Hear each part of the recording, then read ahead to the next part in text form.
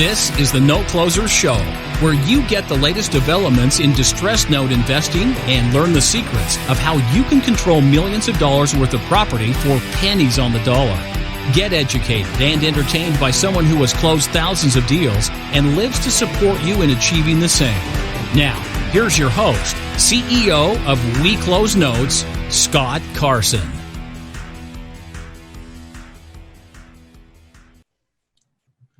Good morning, good afternoon, good evening, everybody. Welcome to this episode of the Note Closer Show. As always, excited to be here with you guys. Got a great guest on today that is going to focus on a topic we haven't really talked about that much, but I know so many of you guys out there have been interested in that aspect or working in this space or really kind of maybe in the space and worried about what's going to happen with everything going on in the market these days. But we're honored to have somebody who's really killing it, doing an amazing job. She bought her first rental property at the age of 26 on a $37,000 salary. And through strategically investing in short-term rental properties in great vacation retail markets, she was a millionaire 5 years later at the age of 31. She now owns a portfolio of 24 properties and is the CEO and founder of the Short-Term Shop. It's a real estate team that helps investors acquire short-term rental properties in the most recession-resistant markets, which is what you need in today's world, all right? She also spends time training them and teaching the same concepts that help lead her out of the rat race. So we are honored to have the rock star, Avery Carl, join us here on the Note Closer Show this morning. What's going on, Avery? How you doing today? I'm doing pretty awesome. How are you? Thanks for having me. Doing great. So let's dive into that. I mean, as an investor, what made you dive into wanting to deal with that short-term rental aspect? What really attracted you to that space and kind of your mindset behind that? Sure. So when I first started, I was working as a marketing manager in the music business. I lived in Nashville at the time.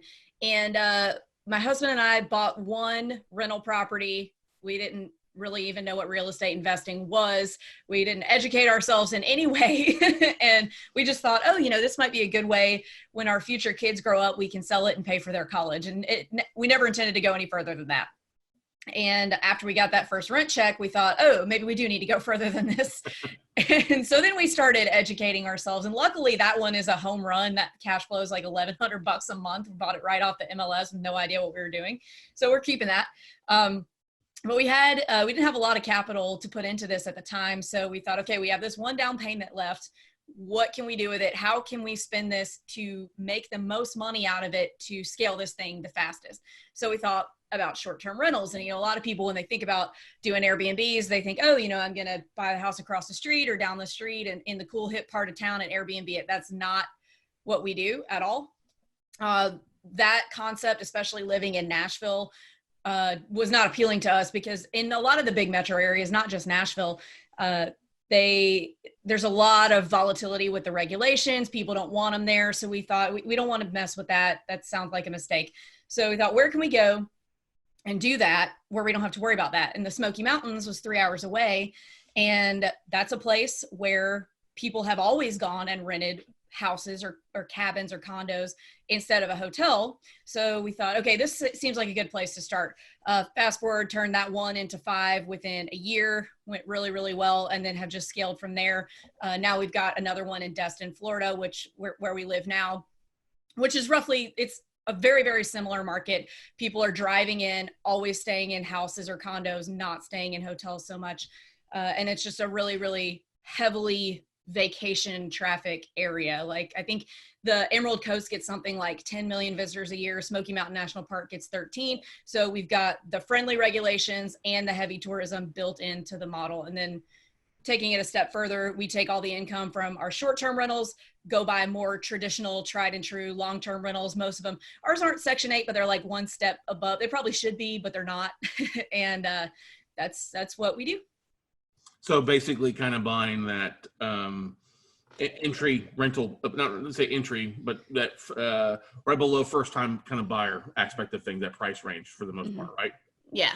Rentals.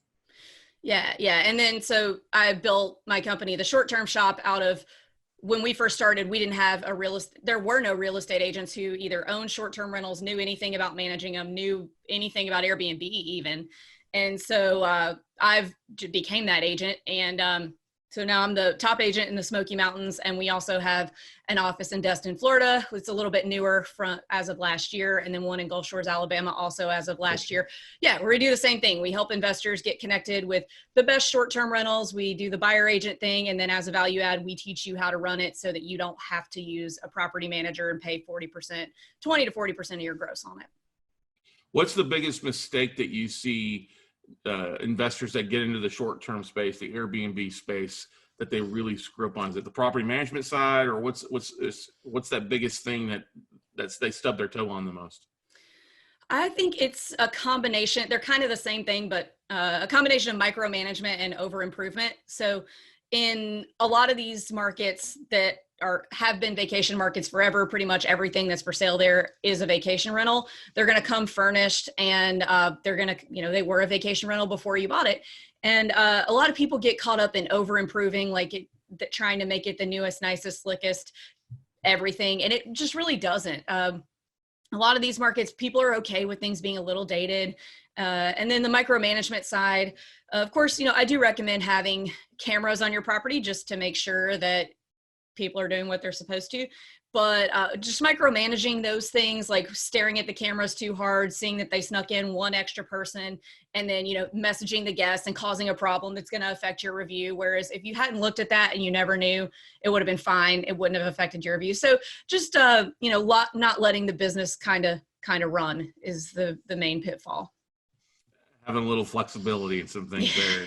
Yeah. Let people actually enjoy it versus maybe too much of a big brother in some cases, huh? Yeah. Adaptability is key for sure. Is there a rent range that you like to try to be in that you see works the best on the success of your team and your properties? Are we talking a huge property? We talking normal 3-2? What's kind of price point aspect of things that work the best for what you're doing? So 4 bedrooms and up are the highest return on investment, period. But the 1 through 3 bedrooms will do exactly what you need them to do as well.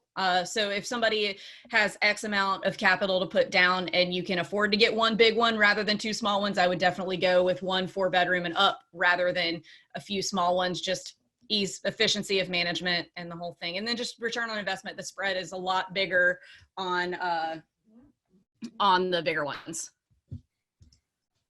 What with you? Are there markets out there that you like to look at to identify? Where are some of the geographics? Because you talked, Gulf Shore is great, love that area. Destin's beautiful. Smoky Mountains is definitely a gorgeous place there.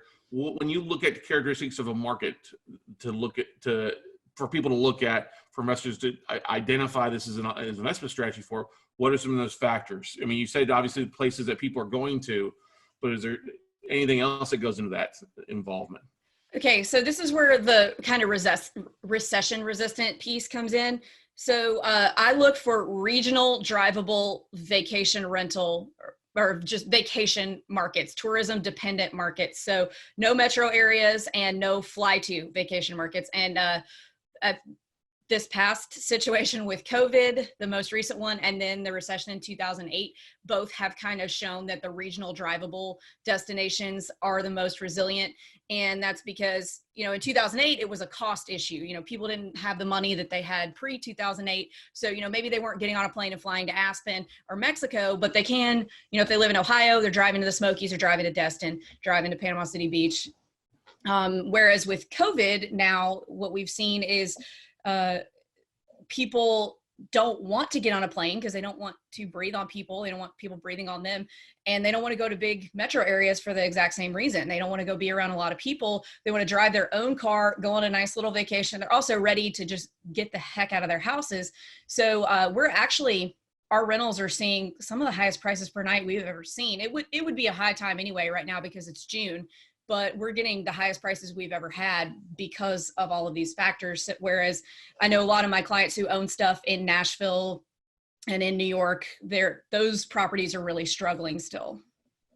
Yeah, so that brings me to the next point. So your traditional markets, you said avoid the bigger markets. I would say you're probably not too excited about Orlando right now, or is that a market that might do some well?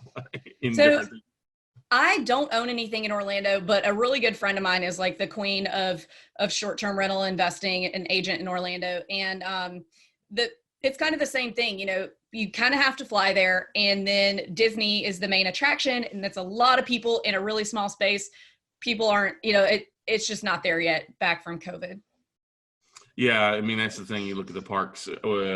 My significant other, when she's a DVC member and always looking, okay, how are we writing down our points, and how are we doing that with the vacation club, or when are the parks opening, and what are the restrictions going involved with there? I mean, a couple of big factors out there. Now, one of the things that you mentioned is trying to avoid places that have, initially for you guys, you said Nashville didn't want to get into a lot of the restrictions. We're seeing that in a lot of cities out there, right?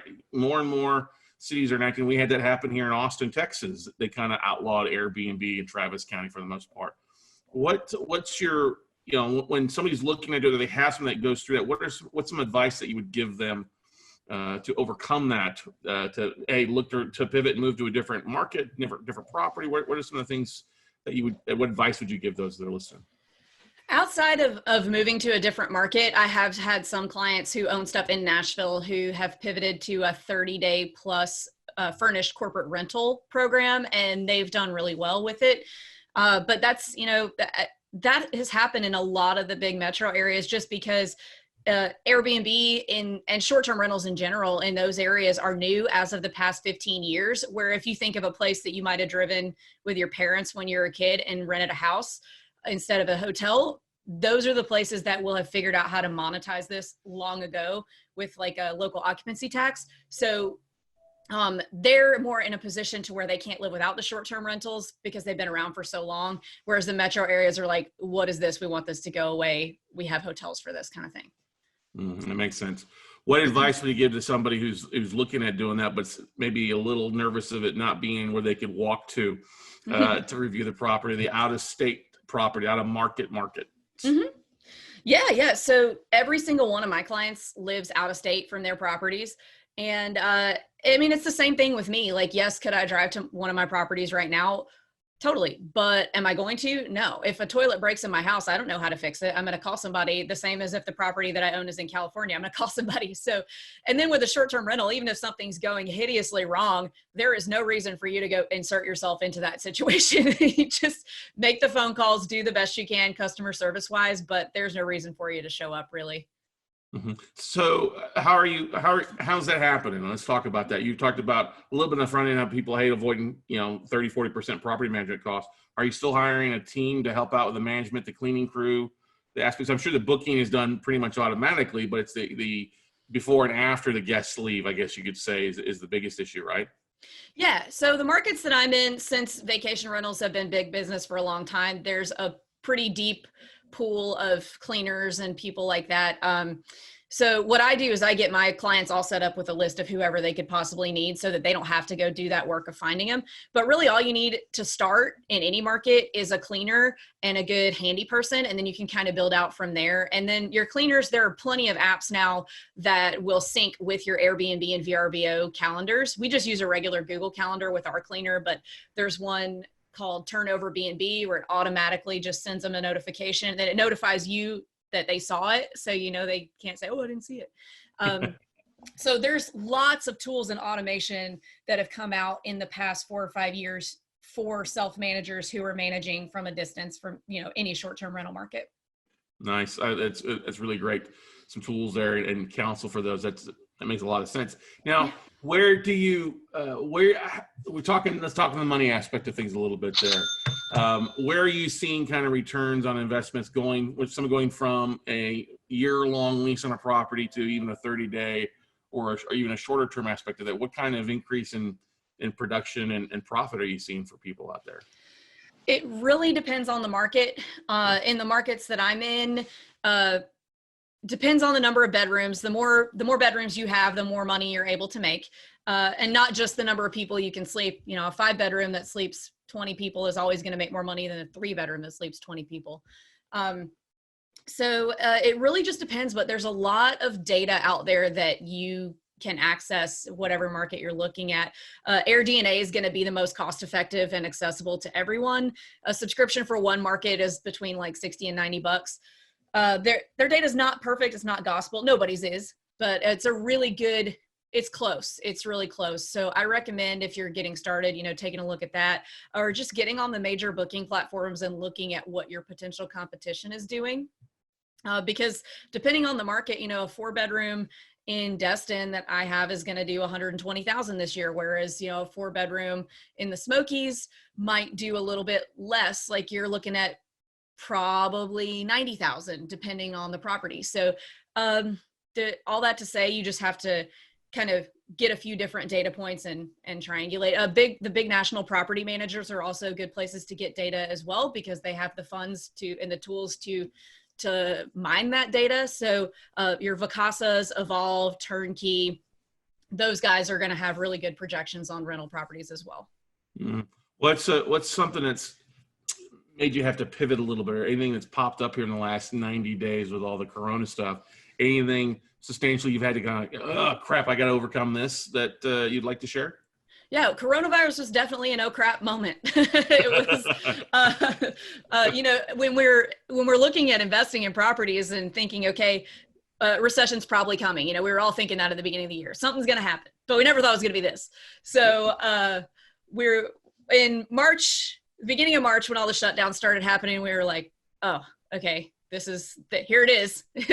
And every single one of our bookings canceled for March and April. The May people kind of held off. I think they wanted to see what was going to happen.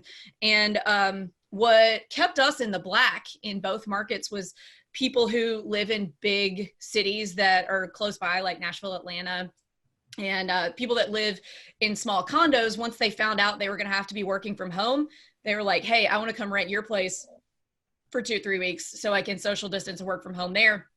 So we went and changed all of our listings and said, okay, here's a list of everything that delivers here.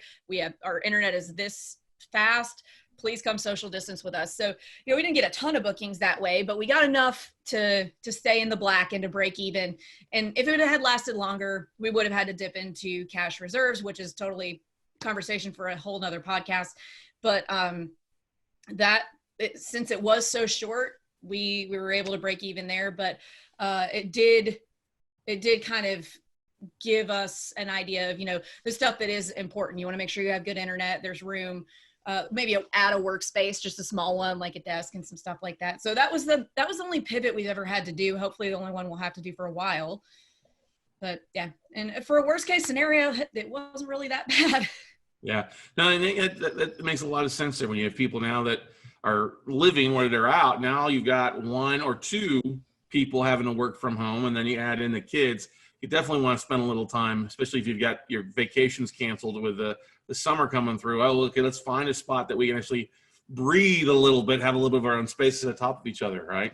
Mm-hmm. I actually had several new clients from New York City that said, okay, we want to buy something right now, because we're in a loft in Brooklyn with 2 kids and we're both working from home and we want to buy something now. We'll rent it out. We're going to come live in it for the next foreseeable future, and then we'll rent it out later.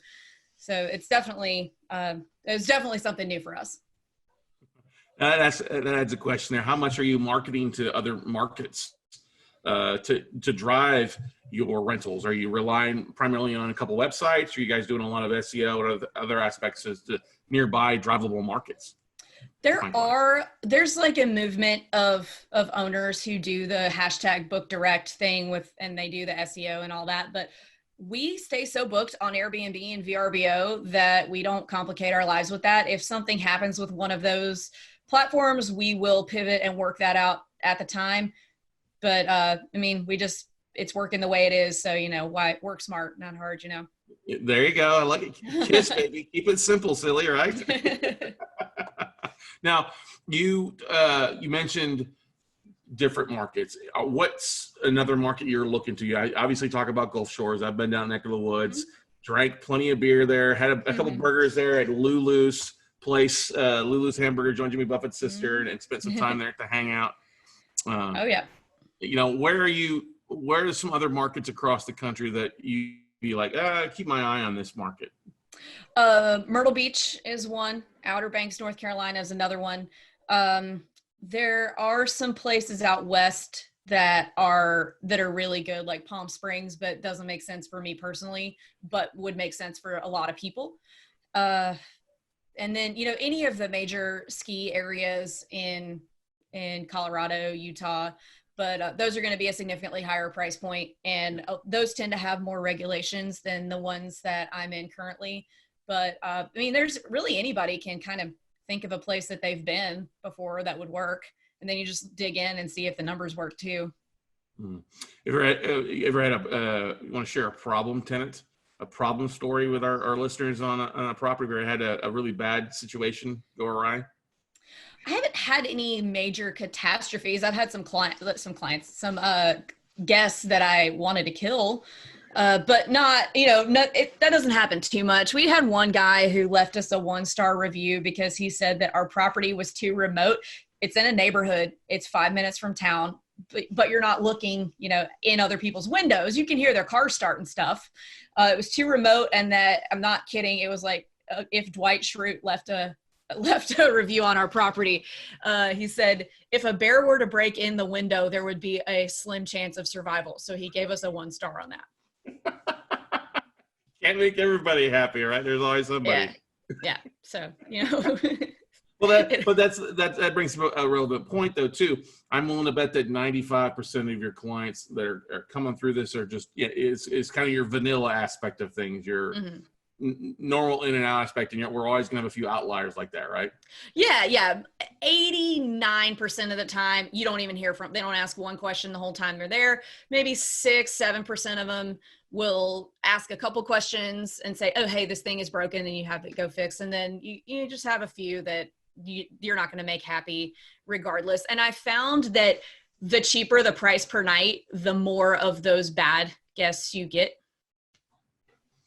I like that. That is So what kind of price point should people be looking at to kind of that separation of good versus bad? Are you seeing $100 a night, $150, $49? What's the price point that you try to stay above on a nightly basis? Well, again, it just depends on how many bedrooms your property is. Like my 4-bedroom property that is $700 a night, nobody ever complains. Everybody always leaves great reviews, and nobody is a pain.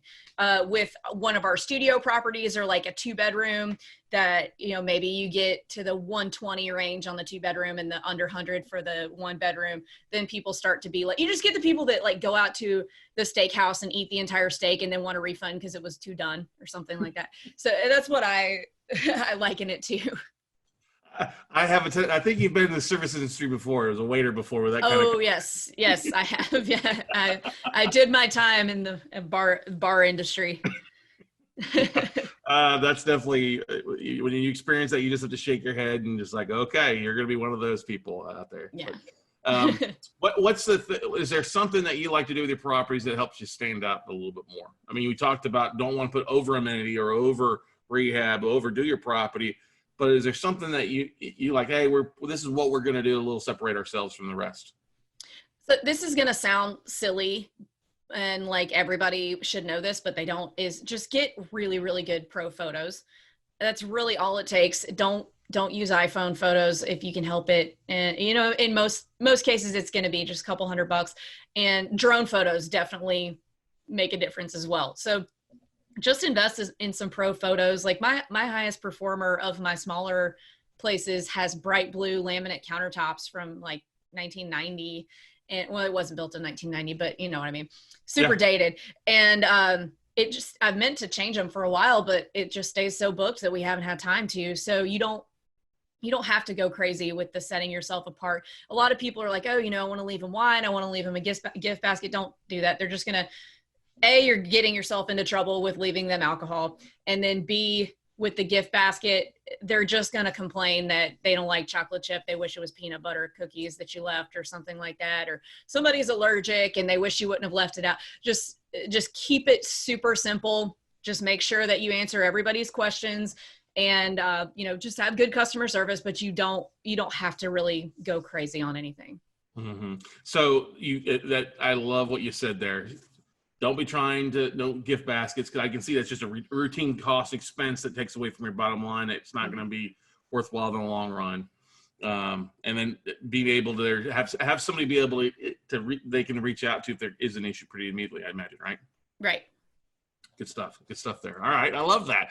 You're Where do you see yourself going in the next 5 years? Do you see a much bigger explosion of short-term rentals across the country? Or, I mean, if you had a crystal ball, what would you say you're seeing, Avery?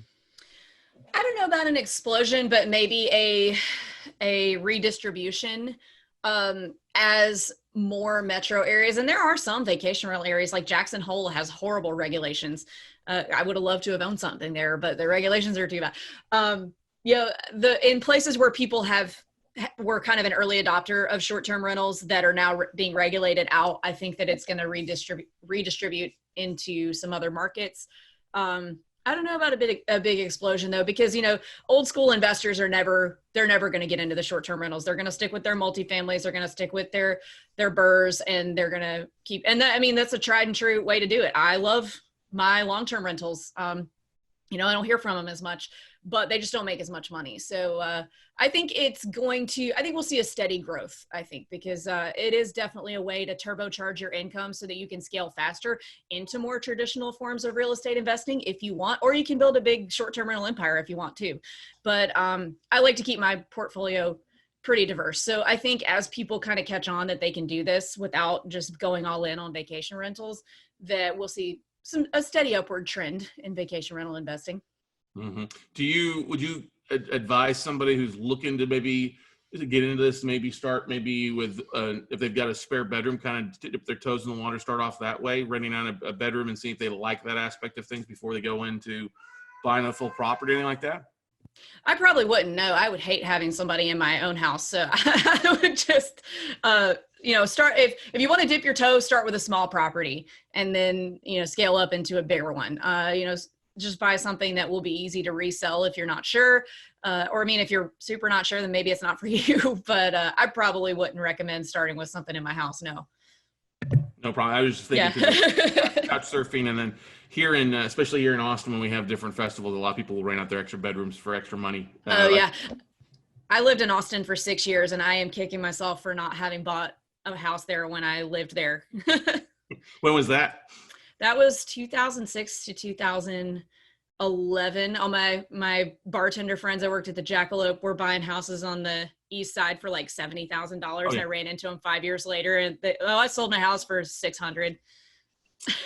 Craziness on the east side there, definitely. And yeah. Especially about that time, they're buying shacks downtown or south of downtown, and now turned them into bars on rainy things like that aspect of things. That's the thing. You mentioned some of the areas you're at. Are you? Well, you said you were using primarily the websites. I would say, are advertising at different places, different bars. Do you have any type of partnerships with maybe some of the vendors or restaurants or activities that maybe that provide any type of affiliates or ticket reimbursement, things like that? Places? There are a lot of options for those kinds of things in the markets that I'm in. I haven't done it just out of laziness. I just put, I give them a list of my favorite places to go, and like, you got to get the burger at this place. You have to go this place for that.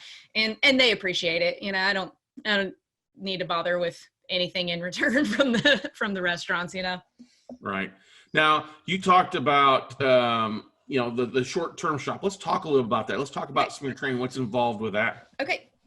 Sure. So, we're real estate agents, real estate office.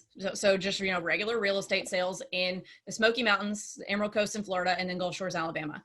And, if anybody's thinking about buying a property in any of these places, everyone who works for me owns short-term rentals or is a real estate investor in some capacity. So all of my agents are well versed in just investing in general.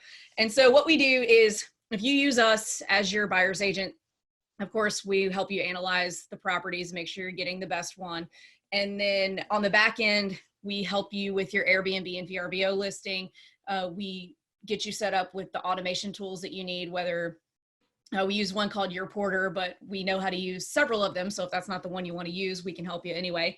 But get you set up with all the automation tools, get you set up with all your vendors that you need, and really just get you ready to rock so that you can just, as soon as you close, you are out the door ready to make money without having to pay a property manager 20 to 40%. And all that's just complimentary if you use us as your buyer agent. Now, what if they're not buying in one of your markets there? If they're an out-of-state investor, they still want to talk with you. Do you offer services for somebody who's an out-of-state in a different market that you're in?